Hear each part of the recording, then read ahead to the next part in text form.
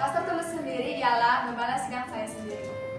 Pertanyaan pertama, menurut pastor, apa arti pelayanan gereja? Pelayanan gereja adalah gereja didirikan oleh Tuhan Yesus sendiri, di mana kita sebagai anak-anak Tuhan yang percaya akan kasih Allah melalui Kristus Yesus, yaitu pengorbanan Kristus di kayu salib 2000 tahun yang lalu, di mana melalui pengorbanan Kristus 2000 tahun yang lalu semua dosa-dosa kita dan pelanggaran kita telah dihapuskan. Dan hari ini Roh Kudus menyertai kita, yaitu zaman gereja, di mana Dia menyertai kita untuk memberkati kita dan kita juga menjadi berkat di tengah-tengah dunia ini. Pelayanan gereja adalah pelayanan untuk menjangkau jiwa-jiwa, untuk supaya orang mengenal Kristus dan mereka mendapatkan keselamatan. Dan begitu juga gereja sendiri adalah untuk melayani orang-orang percaya, supaya orang-orang percaya semakin bertumbuh dan semakin bisa menikmati kebaikan Tuhan dan bahkan menjadi pelayan-pelayan memberkati baik orang-orang percaya dan memberkati dunia ini melalui gereja Tuhan. Seperti itu, Elizabeth. Baik, Pastor.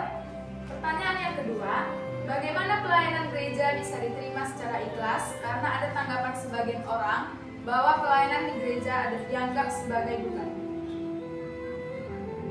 Pelayanan gereja adalah sebuah kehormatan dari Tuhan.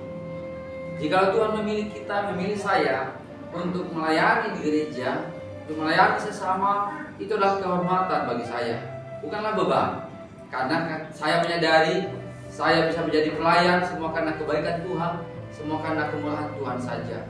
Jadi Tuhan memilih saya, bahkan memilih orang-orang percaya untuk menjadi pelayan adalah kehormatan yang Tuhan berikan kepada kita. Jadi pelayanan itu bukanlah sebuah beban, tapi sebuah sukacita di mana Tuhan memilih kita untuk melayani sesama dan melayani Tuhan melalui gerejanya. Oke, pertanyaan yang ketiga, apa saja bentuk pelayanan sosial yang sudah dilakukan gereja bagi lingkungan masyarakat? Oke, pelayanan yang telah dilakukan Gereja Jemaat Kristus Indonesia GJKI MCB Metana Church Batam yang saat ini yang dimana kita beribadah berjemaat bersama. Dan yang kita lakukan adalah kita melayani anak-anak dalam secara sosial untuk membaca, menulis anak-anak melalui Sabtu Ceria, juga melalui sekolah yang pernah kita lakukan yaitu PAUD. Juga kita juga Tuhan berikan kita bisa memberikan kita berkati teman-teman dengan baju yang untuk kita bagikan, juga kadang sembako pernah kita lakukan, dan kita kunjungi teman-teman yang sakit di rumah sakit, di rumah mereka. Juga kita kunjungi atau kita layani anak-anak muda, maka pelayanan anak-anak, juga pelayanan dewasa. Itu yang gereja kita sendiri telah melakukan dan saya juga terlibat di dalamnya kan. Ya oke, begitu ya. Pertanyaan yang keempat, apa yang menjadi dasar pelayanan gereja bagi sesama dan masyarakat? Pelayanan, dasar dari sebuah pelayanan memang harus dimulai seperti hati Tuhan. Hati Tuhan mengasihi kita. Jadi dasar terbaik dari sebuah pelayanan adalah karena kasih. Ada belas kasihan. Seperti Yesus memiliki belas kasihan, sehingga semua pelayanan kita yang kita lakukan adalah digerakkan oleh belas kasihan.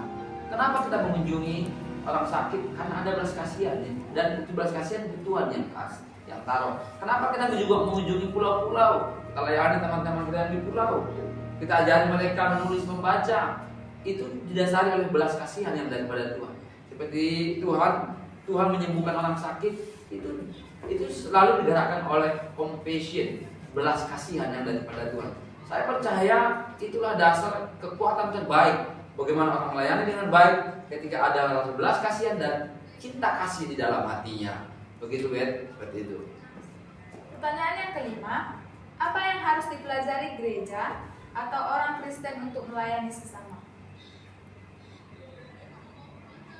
Perlu memang pertama tadi belas kasihan itu dasar yang penting.